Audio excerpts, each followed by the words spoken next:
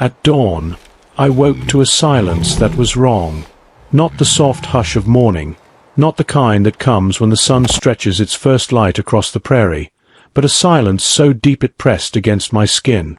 No wind through the grass, no song of birds, not even the restless buzzing of insects.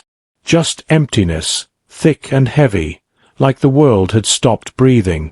I rolled from my bed and moved toward the shutters, my hand already brushing the butt of my rifle without thinking. The moment I looked outside, my blood ran cold.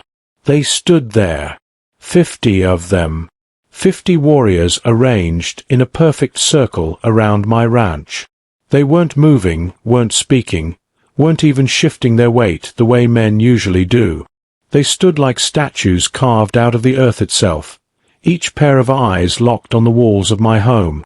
No horses, no fires, no weapons raised. Just men, silent and patient, as though they had been there all night waiting for me to open my eyes. I knew danger when I saw it.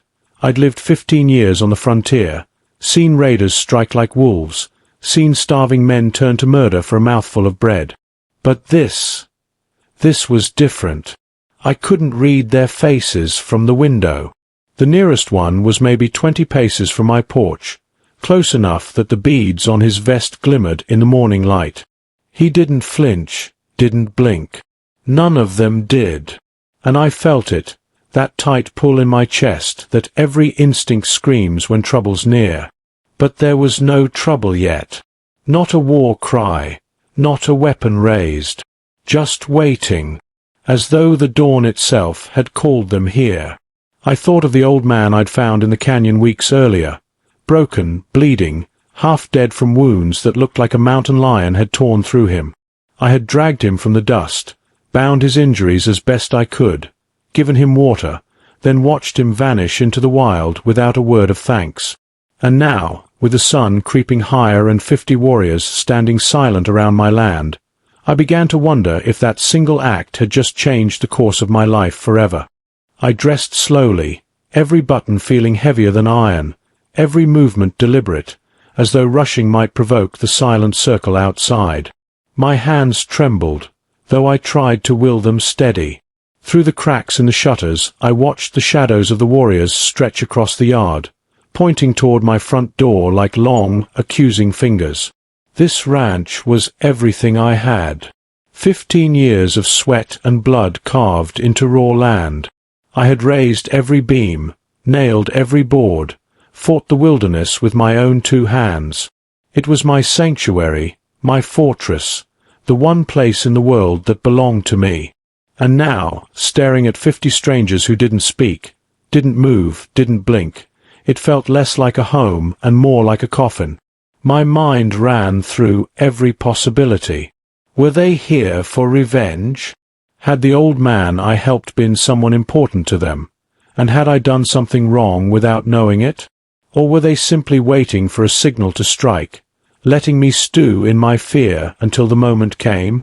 I reached for the rifle leaning in the corner, but when my fingers brushed the worn wood of the stock, something inside me stopped me cold. They hadn't drawn weapons, hadn't shouted or threatened. To raise mine now felt like lighting a match in a field of dry grass. That's when I felt it in my pocket. The small carved stone the old man had pressed into my hand before vanishing into the canyon. Smooth, warm, etched with strange symbols I couldn't read. I held it tight, feeling its weight anchor me in that sea of silence. When I finally opened the door, the air outside tasted sharp and dry. The leader, if that's what he was, stood in the center of the circle, his hand raised high. Not in welcome, not in warning, just raised, steady as the sunrise. And in that instant, with 50 warriors watching, I knew my next breath might decide whether I lived or died. The leader's voice broke the silence like a crack of thunder rolling across distant hills. The words he spoke were strange, flowing like music, yet heavy like storm clouds. I didn't understand a single syllable, but I felt the weight in them, as if they were meant to decide something larger than my fate alone. His eyes never left mine, dark and unblinking, searching for something I couldn't name.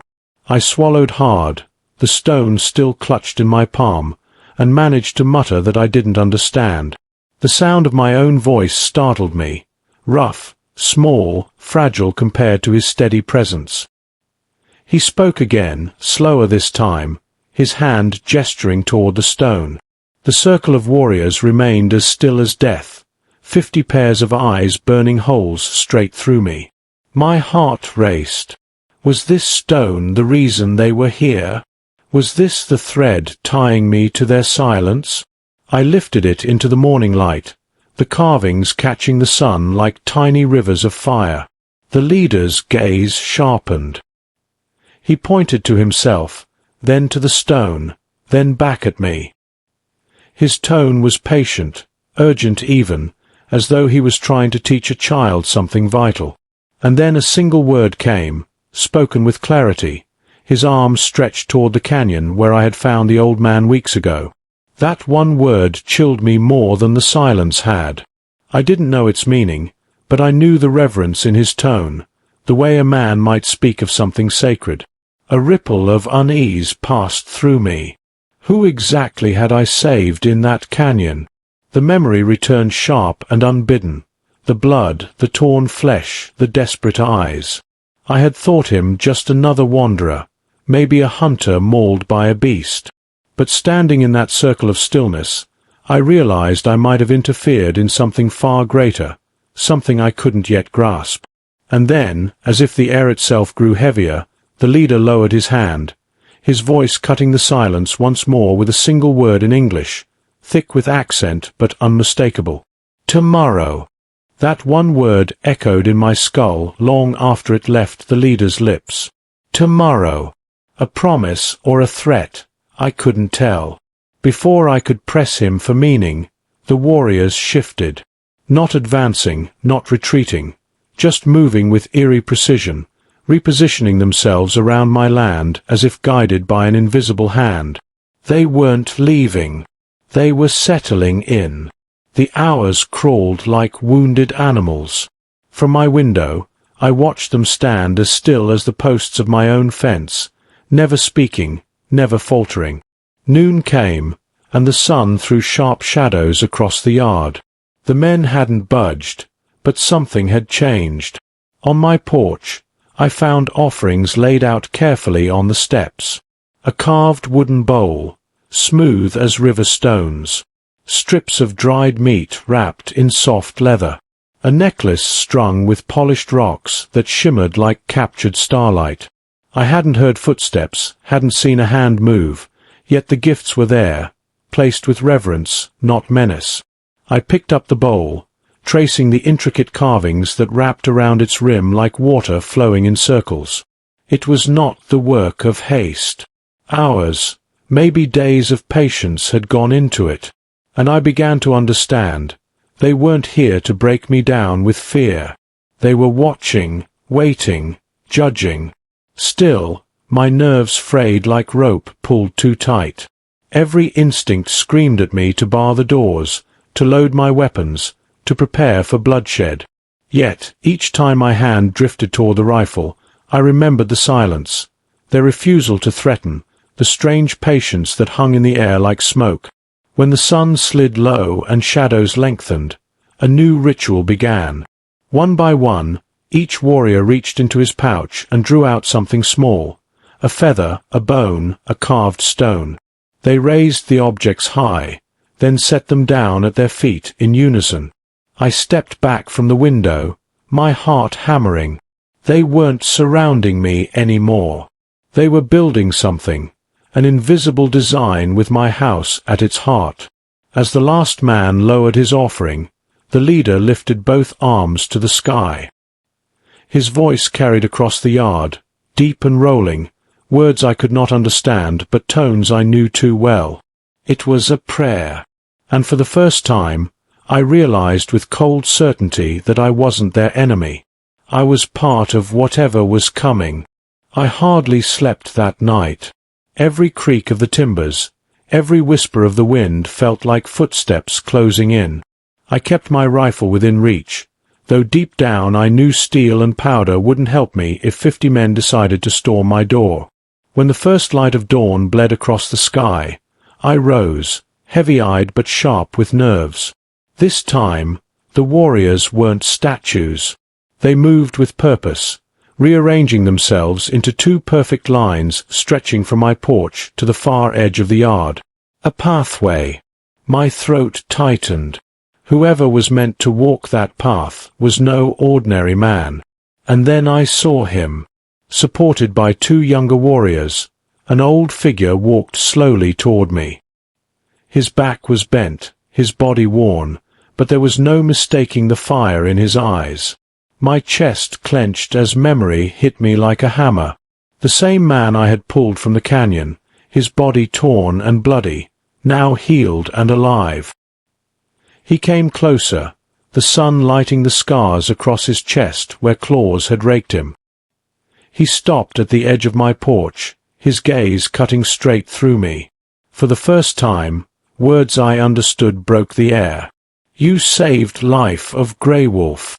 The name struck me harder than any weapon. Even I, living half wild on the frontier, knew it. Grey Wolf wasn't just a man. He was a leader, a guide, the kind of figure whose word carried more weight than bullets. The man I had saved wasn't a nameless wanderer. He was the heart of his people. I staggered back a step, the truth burning in my chest. I hadn't just saved a life. I had altered a future I didn't yet understand. Grey Wolf's presence filled the yard like a storm cloud rolling over open plains. He was frail in body, yet the air around him seemed heavier with every word he spoke. He told me plainly that I had done more than save a wounded man. I had saved the spirit of his people. Without him, he said, the tribe would have drifted into chaos, like a herd without a shepherd. I listened in silence, the stone still burning in my palm, as his warriors shifted their stance. What had felt like a noose the day before now felt more like a circle of guardians. Their eyes no longer judged me as an intruder. They measured me as though deciding if I was strong enough to bear what came next. Grey Wolf's voice softened, but his words struck harder than any threat. To them, saving one life meant I had bound myself to many. If I could fight for a stranger, then surely I could fight for a people. His grandson, Running Bear, stepped forward then, his frame towering, his expression carved from stone. He spoke of hunger, of children crying in the night, of empty stores and empty bellies. Winter would come soon, and with it, death if no solution was found. That was when the weight of their visit became clear. They had not come to test my courage with steel, nor to take my land or my blood. They had come because survival demanded it. They wanted me to lead their young hunters into the mountains, where danger ruled every shadow. They needed not just my strength but my years of frontier knowledge, the kind earned by scars and close calls. I felt my throat tighten as the truth settled in. I had spent years carving out a life in solitude, a man owing nothing to anyone. Yet here I was, asked to carry lives on my shoulders, men who believed I alone could keep them from death. The old man's eyes locked onto mine, dark and sharp as flint. "This is your test," he said, "not of strength, not of weapons, but of heart. Would I risk myself again, not for one man, but for many?" That night, I sat by the dying fire, staring at the flames as if they held an answer. The choice should have been simple: refuse and keep to my land, my solitude, my hard-earned peace. But Grey Wolf's words clung to me like burrs on a trail. "This is your test." At dawn, Running Bear returned with 6 young hunters, each one lean, hungry, and restless. Their eyes studied me with a mix of suspicion and hope, as though they weren't sure if I was a savior or a fool. They carried bows and spears, weapons carved with care but worn with use. I carried my rifle, polished and reliable, the steel glinting in the morning sun. 2 worlds, bound now by survival. Before we set out, Grey Wolf placed a hand on my shoulder. His fingers were light, but the gesture felt heavy as a chain. "They trust you," he said. "Teach them the land. Bring them home." The gravity in his voice made it clear. Failure was not just death for us, but hunger and despair for the entire tribe. The mountains loomed in the distance, jagged and cold, their peaks clawing at the sky. I had hunted those ridges before. I knew the dangers: starving cougars, bears grown bold, sudden storms that could bury a man alive. It was no place for the untested, no place for the careless. Yet here we were, walking straight into it. The hunters moved with silence, shadows gliding through the trees, their steps as sure as wolves. But I could see the youth in them, the way their shoulders tightened at every rustle, the way their breaths quickened when an unseen branch snapped. They had skill, yes, but little of the hard lessons carved by years of close calls. That would be my role, to temper fire into steel. As we climbed higher, I glanced back toward the plains, where Grey Wolf and his circle of warriors had watched us depart. The wind carried their chants faintly, like whispers urging us forward. And in that moment, the weight of solitude I had carried for years began to shift. For the first time, I wasn't just living for myself. By the third day in the mountains, the air grew thinner, colder, sharp as broken glass in the lungs. Snow clung stubbornly to the ridges, even though the valley below was warm with late summer. Each step upward felt like a challenge from the land itself, as if the earth wanted to know how badly we hungered. We found tracks, a herd of elk, heavy-bodied and moving north. Fresh. The hunter's eyes lit up with fire at the sight, but I raised my hand, stopping them. Excitement blinds faster than whiskey. Tracks don't just tell you where prey goes, they tell you what follows. And sure enough, the deep impressions of hooves were shadowed by wider prints. Bears. Big ones. That night, we set camp in a hollow, the fire low and mean, just enough to chase the chill. I showed them how to stack branches against the wind, how to bury meat so the smell wouldn't drift too far. They listened, though some bristled at being taught by an outsider. Running Bear especially. His pride was as sharp as his blade. It was near midnight when the storm broke. Lightning split the sky, thunder rolling like cannon fire. And then came the growl, low, guttural, too close. The bears had found us. Chaos ripped through camp. One hunter scrambled for his bow, another froze in place, wide-eyed. The beast's shape loomed at the edge of the firelight, for bristling, eyes burning like coals.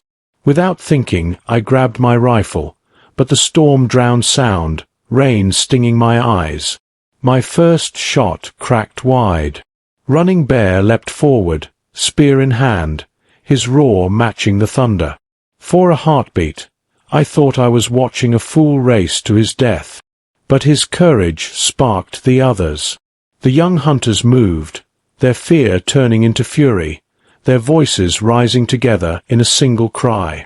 Side by side, we drove the beast back into the storm.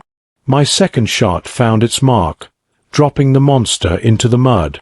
Silence returned, broken only by our ragged breathing. The hunters stared at me differently now, not with suspicion, but with something closer to respect.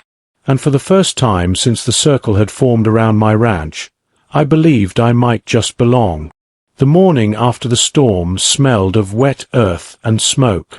The bear's carcass lay half buried in the mud, steam rising faintly from its wounds. Running Bear crouched beside it, pressing a hand to its chest as though offering respect. The others followed suit, murmuring words I didn't understand. It struck me then, their world was not just about killing to live. It was about balance, about giving thanks even to an enemy. We skinned the beast, working until our arms ached, and packed the meat. It would feed many mouths. Yet Grey Wolf's grandson was restless.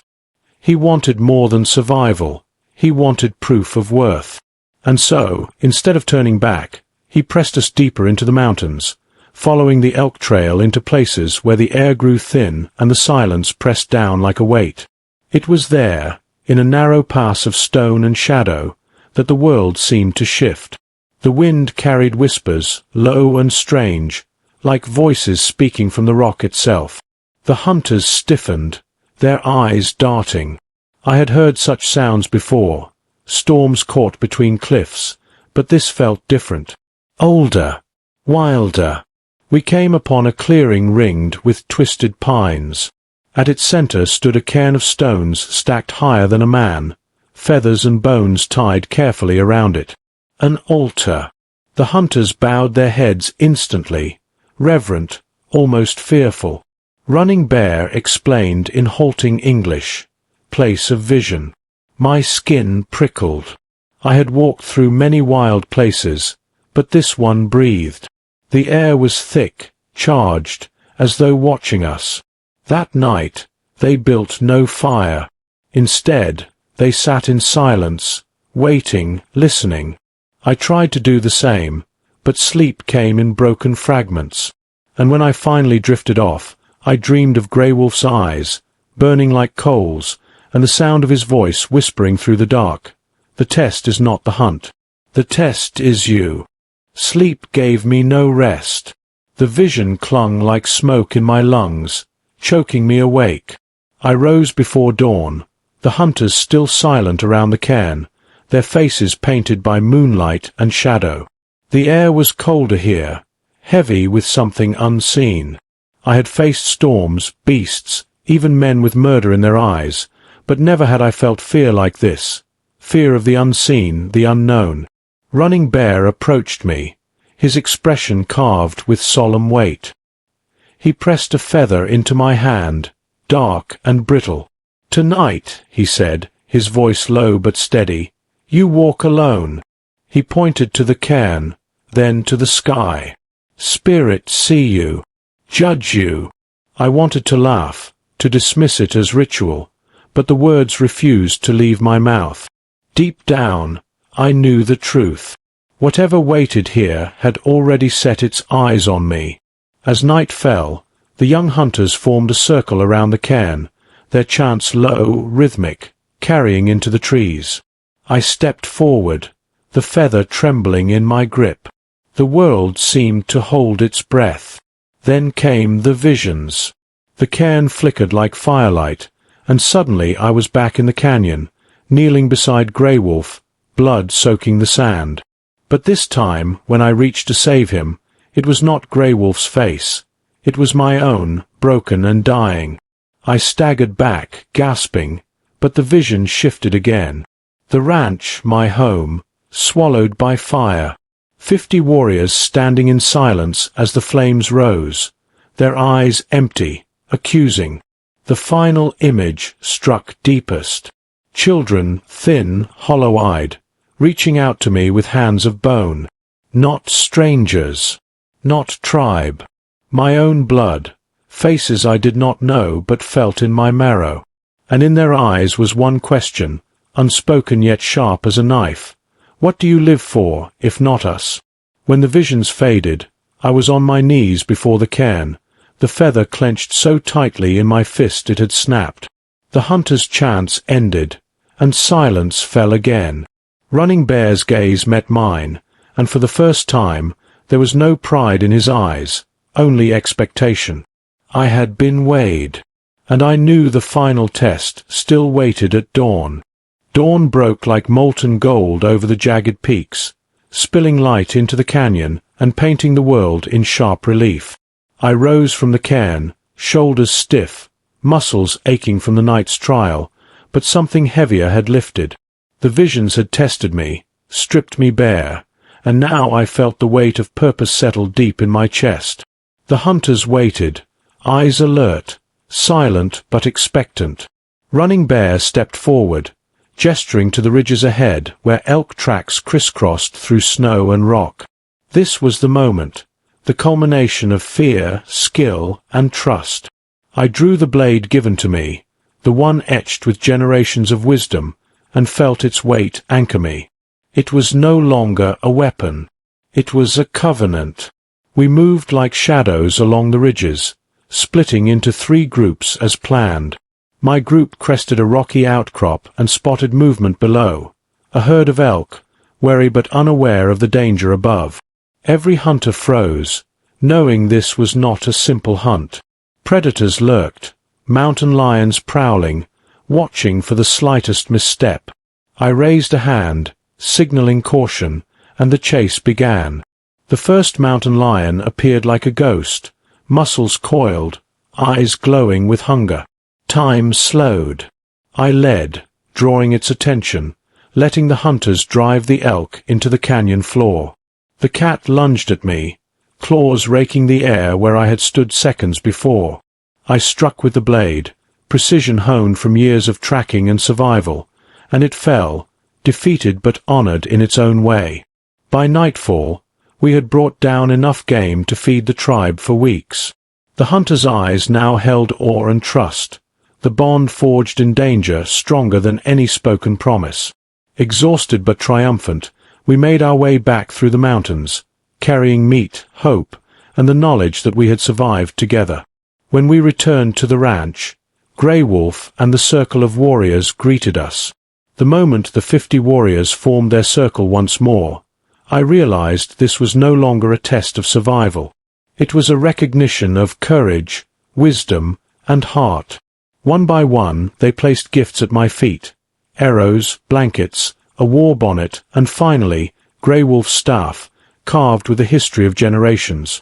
"You are Tonkala," Grey Wolf said, voice steady, eyes shining.